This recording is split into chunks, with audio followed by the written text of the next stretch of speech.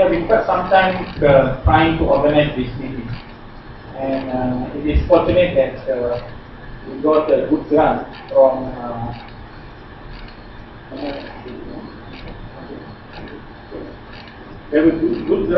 Malaysian Secretary Association. It is kind enough to give us some money to conduct this meeting. And the objective is, of course, how to bring the best to our patients.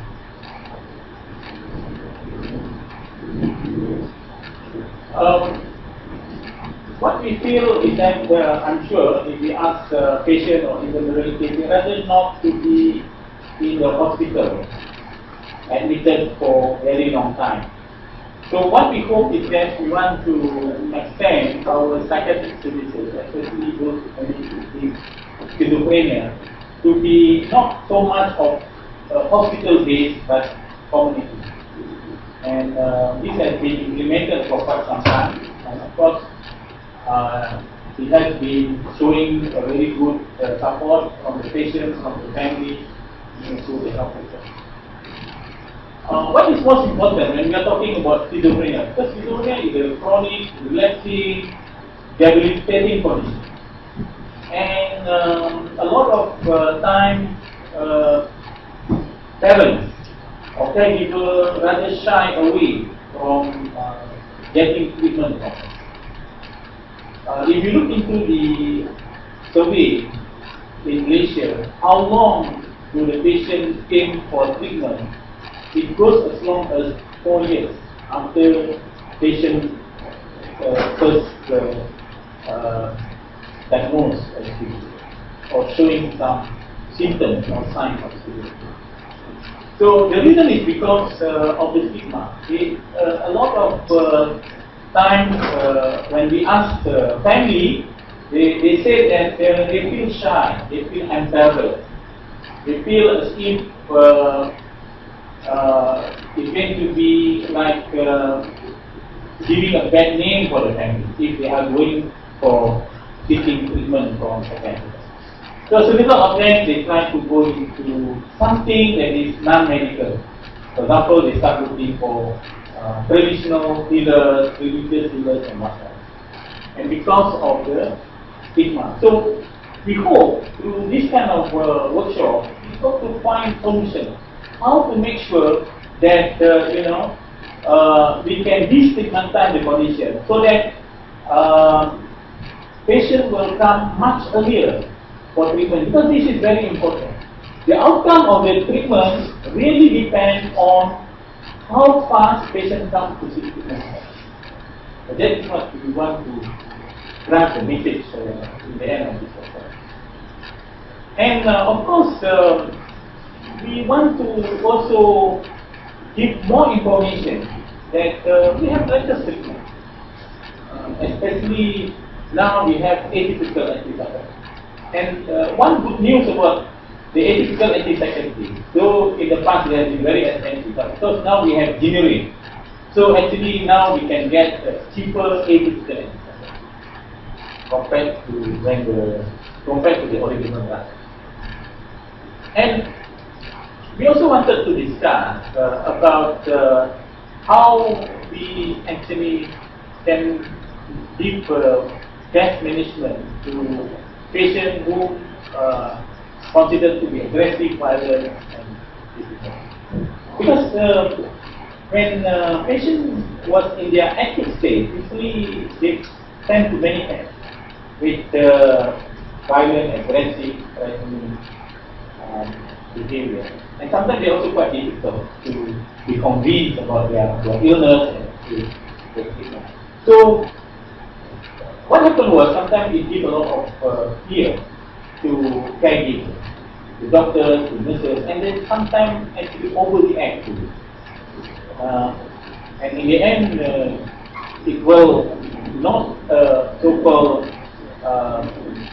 the behavior or the treatment offered to them are actually so-called giving complications to the patient.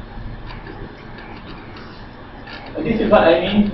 We want to make sure that the family, the caregiver, and the staff can manage so-called this difficult patient without much so-called having a fear out of it. And this is where we would like to work together. And in fact, we also invited private psychiatrists and also general practitioners. Of course, probably they still caught in the jam, but they will be with us. And we want to make sure that they will also give opinion how best can we offer patients, especially those who are already discharged from the ward.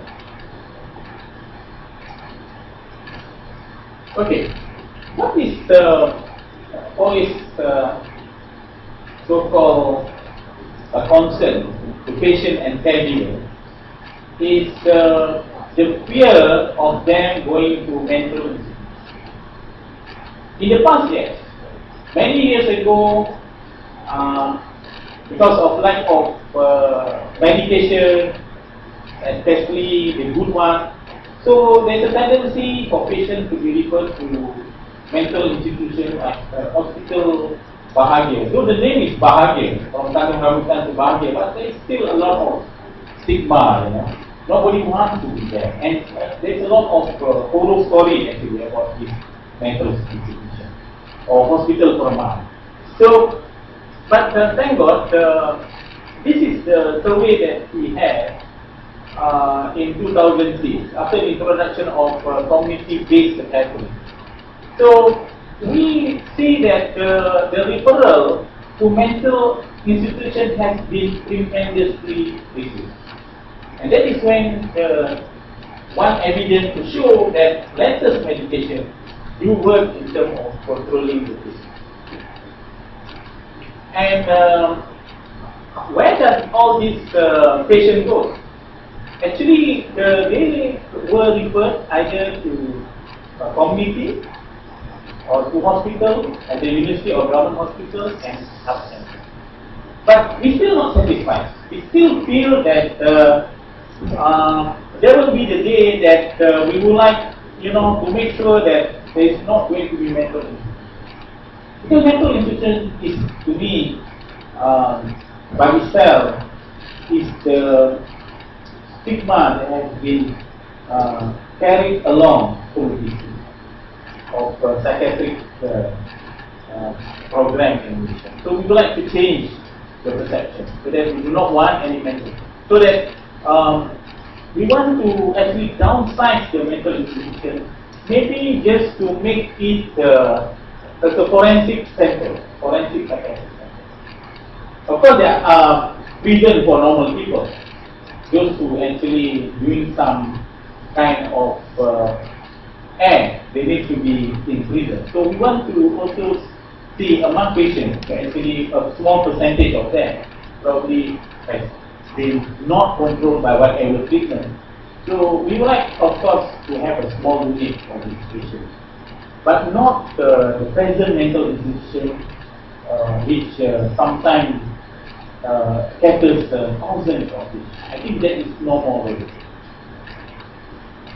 And we hope that through our commitment in dealing with in giving patients the best option for treatment, we also, because the mental institutions can only have patients if they were referred by us.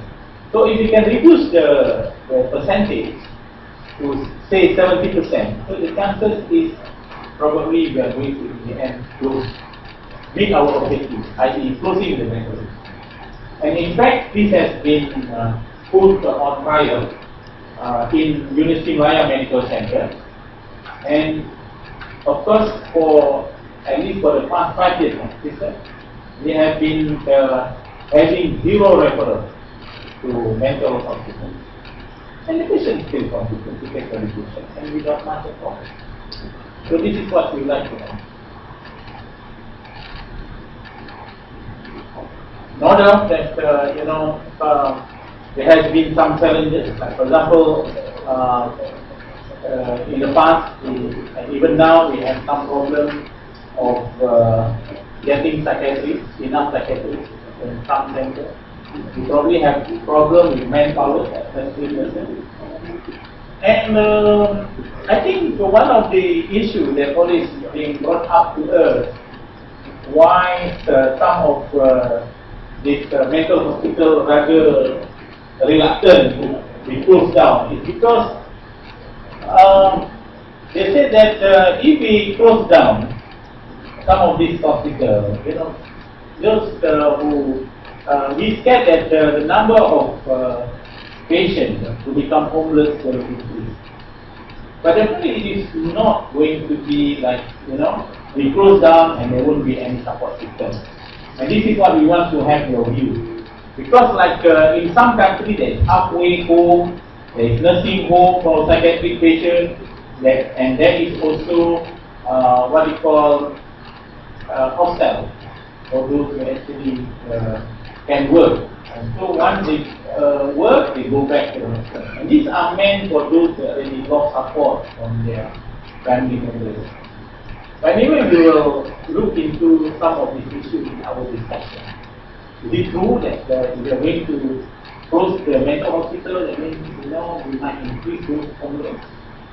In fact, the study recently on the homeless people in Kuala Lumpur, only about 10% of the homeless were psychiatric patients. Many actually were normal persons who somehow or other could not actually afford home and they become homeless.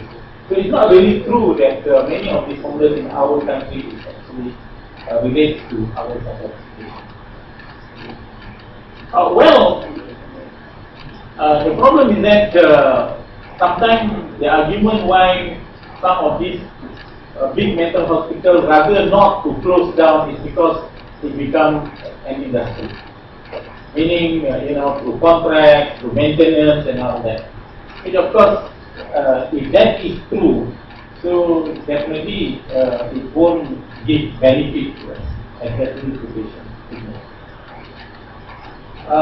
They also said that if, for example, this hospital was to be closed, so there are people who lost jobs, lost promotion, and because every of the hospital has director post, so they do not want this, their post to move.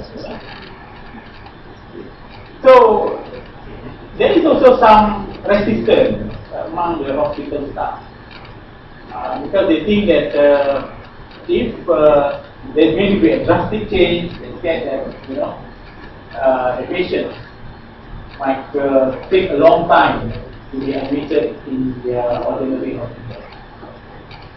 So then we would like to also look for others. So we would like to put up some of the discussion that we want to look at. In fact, Dr. Rusdi is kind enough to look into some of the questions, to set up some of the questions. So we want to know what are the challenges if, for example, we want to actually implement options, i.e. not so much to mental institution but to community settings. Okay, actually these are some of the examples that we actually are trying to implement in hospital unit C. We have early intervention program. We make sure that the use of latest medication is way above 80%. We have relapse prevention programs for schizophrenia, which is being implemented in daycare. We have compliance clinic, and we also actually part of our international adherence schizophrenic project, which mainly the participants are from Asian countries, Asia Pacific region. Of course, most of the hospital now has implemented community psychiatry program, and we also we are fortunate. Recently, we also actually joined the group. Actually, we are. This is one of the other things that we actually implement, but still not as expected because we need a lot of funding, like job placement therapy. And of course, in daycare, we have psychosocial rehabilitation for chronic patients. We are also part of the international project to look into functionality. Meaning our treatment is not just so-called fall short into so-called patient respond to treatment and doing nothing at home, but we would like to also see that this particular patient is going to be actually back to community and play a role either as a worker or at least to involve in helping the family members or going back to their studies. And this is one of the examples that we actually collaborate with industry, like Avillion, Bristol Mayer job training. Of course, he was put stop after Bristol Mayer lost the patent to the medication. But Hope Grant is still there. In fact, this is actually conducted by Malaysian Psychiatric Association, where you can apply and you are eligible to be given, I think, minimum of 5,000 ringgit for you to actually train in the to work again or train some skill so that you can actually be self-sufficient. We have audio CD patient education program, and this also with the support of some industry. In fact, we're still having it. We still tell it to those who wanted to know more about the condition. And of course, at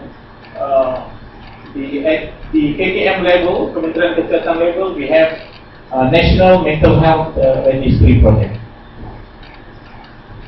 It is trying to understand, the number of schizophrenia in Malaysia and their outcome, the prognosis, and how they actually so-called deal with their condition. Every 8 August 2006, we have Schizophrenia Awareness Day, and this is where we will award for those family or individual to contribute in the improvement of schizophrenia treatment program.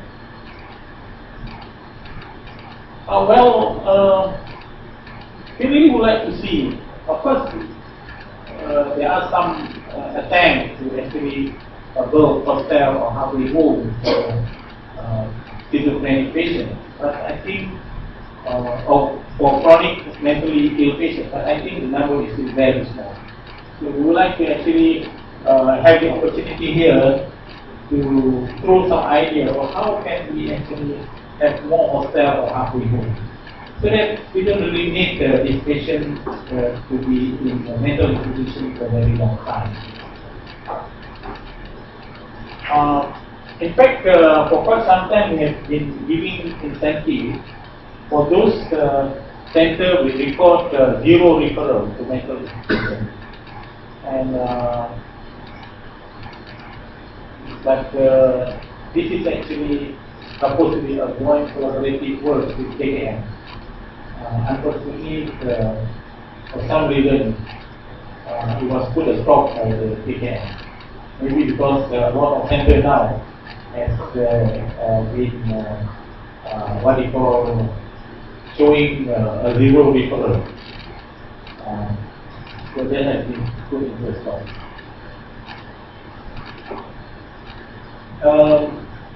Again, this is at the proposal level, where we would like to have special training program and allowances for family and NGOs who is willing to take care of patients currently in mental institutions, either at home or community centers. These are those who are actually homeless, those who probably don't have any family support. We hope that there are NGOs who are involved. And of course, again, while we are discussing about this, we are fortunate that the Social Welfare Ministry has given us, has put chronic mental illness patient as a OKD, orang kurang kepala. I think this is what we would like to feedback from our social worker here, to explore any other treatment program which especially look into those who have been so-called have a risk to become a vagabond, to lose the family support, and that is going to be a great help for us. Because we do not want, when, like some countries, when they start closing the mental institution, what happened was many of these patients become hopeless and became overwhelmed. So that is why we like to have a lot of these ideal tools from our workshop here. To look into possibility that those patients who actually don't have hope will be taken care of. I know for the homeless in KL, they have what, rumah penayang, and in fact I heard during this budget presentation that the Prime Minister is going to increase the allocation either to build or to upgrade the rumah penayang. So maybe this is also one opportunity for us to look into any possibility that we can have rumah penayang for our schizophrenic and chronic mental illness patients. We have been having a lot of nursing homes, but unfortunately it was not accredited. And if we look into the latest mental health regulation, they want to actually increase the number of nursing homes which cater for psychiatric patients. And I hope that Kade will actually discuss more about it.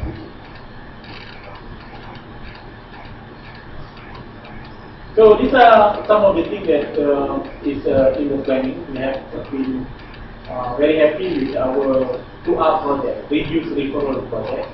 And as I said, a lot more centers now have been showing zero referral to mental institutions, and Dr. Kade will discuss about that. These are some of the training programs that we would like to identify, and that is the reason why together with us is going to be a general practitioner. We want to know more how general practitioners can contribute. We want to actually make a proposal so that we can actually have, we can train more patients, more staff from nursing home, private nursing home, government nursing home, NGOs. Because I think there has been some complaints recently about how these nursing homes are dealing with our patients. And of course, we want to make sure that functionality assessment is going to be one option in assessing patient progress. And definitely we would like to also look at other topics of relevance in terms of how to make sure that those stakeholders dealing with chronic patients will deal according to mental health regulations and according to the best option for patients. And being a university staff, of course, we cannot run away from looking at the research optional. There are a lot of things that we would like to look at. For example, we want to know when we give patient treatment, whether other than symptom relief, whether the patient quality of life coming back to them. This is where we want to have a good input from our caregiver here, and also from patients themselves. Whether there is something that is still missing in the treatment, which actually needed for them to so-called gain back their quality of life. And very important also, you want to hear. I'm sure you are representing parents and caregivers. You want to know what is your burden? I feel because some of these burdens apparently, can people feel sick or fall sick. So we want to know what exactly you're doing. And even though it's meant to be more thought into research proposal, but I think this is where we can get some pilot ideas about some of these. And maybe there's other things that, for example, have you highlighted this one, that you can actually, you think that what you treatment by medication is not enough. There must be something more than just medication. Okay, this is what happens in the United States. We can see, we are far below in terms of the number of professionals that is dealing with our psychiatric patients compared to America. So therefore, when we see all these figures, what comes into our mind is that how can we maximize them? How can we maximize potential from our so-called existing manpower that we actually have? Australia also, when we compare to Australia, we are nothing in terms of the number of professionals which actually cater for the psychiatric patients. Even in Israel, Iran, so we have psychologists here from Iran. So this is what I think. Of course, we are better than Iran. We are better than Iran, but nothing compared to so-called developed countries. Singapore is a bit let down, but anyway. That's why in Singapore, most of the psychiatric patients were admitted in a Woodbridge hospital, which is a very big mental institution. I suppose they have a small population, so they can actually do that. But it's one thing, it's very expensive. Yeah, as I said, we need to catch up more in terms of number of staff that we have.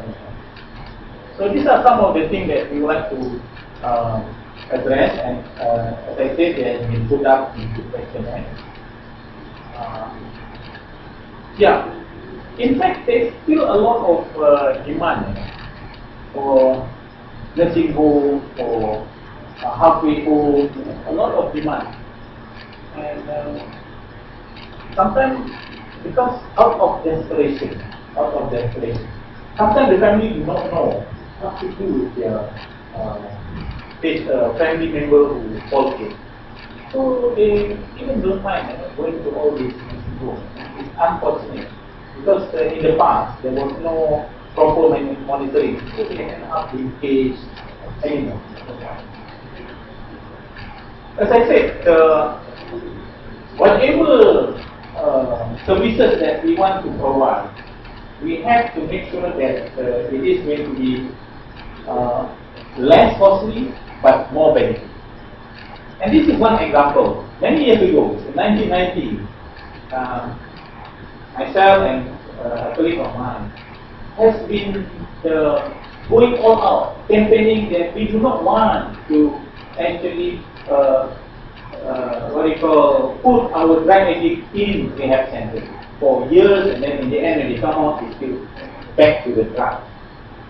So it has taken into a lot of discussion, but it only in 2005 it was then implemented. And this is the latest experience, how in the end the National Anti-Drug Task Force themselves looked at the cost of putting the patient in rehab, like almost we put the patient in mental institution, compared to manage patient in the community. And what they found out is that, if they put the patient in pusat quarantine, the per month cost that they need to incur is 2,800, as compared to when they actually deal patients in the clinic, meaning in the community. They only spend about 700 per month. And of course, it still needs to be shown in mental institutions But it's definitely going to be almost the same, whereby if we put the patient in the rehab, or in the mental institution, it's going to be very expensive. So that's why we want to make sure that we advocate more short duration of admission, and the next phase is treating patients in the clinic. And they even look for the cause of burning. You know, you remember there was an incident where the drug addict actually start to burn the rehab center, and apparently it has incurred 15 million worth of money due to drug addict burning the rehab center. And how about something that is almost priceless?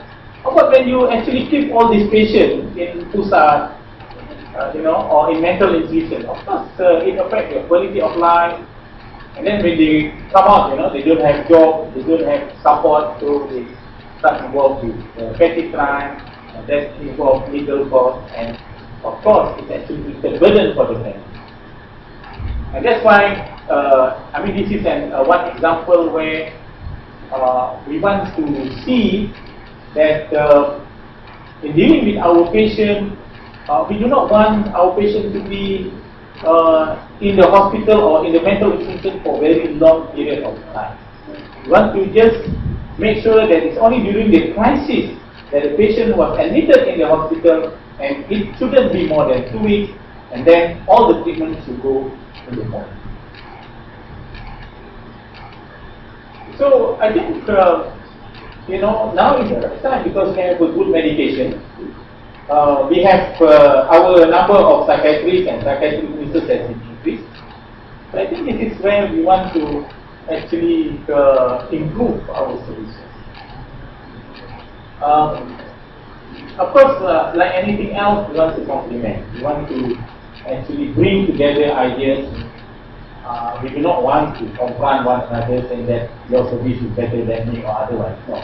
We want to give input, to complement one another, to get a good cooperation from all the stakeholders, including patient and relatives, so that in the end we can actually give the best option for students and patients. And this is probably our dream. We want to actually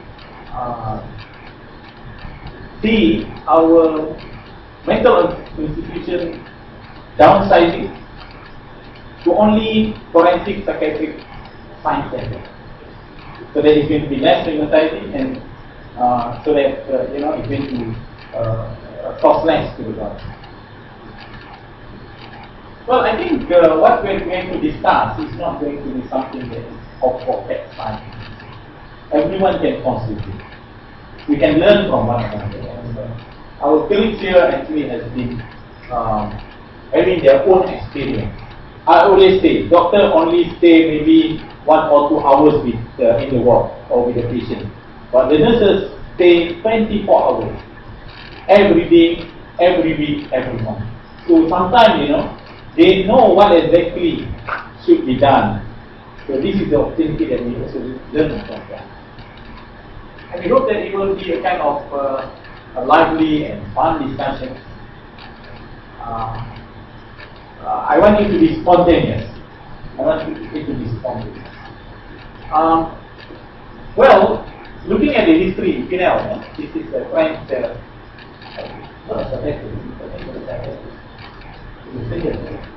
Pinel is actually the first to actually, because in the past, a lot of the psychiatric patients are being chained. So he's the first to actually break the chain.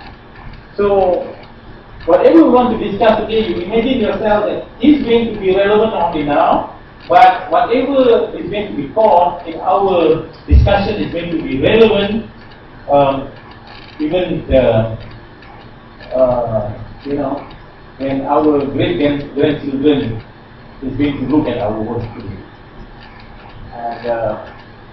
And we hope, one of the things that we really hope that will happen, we have about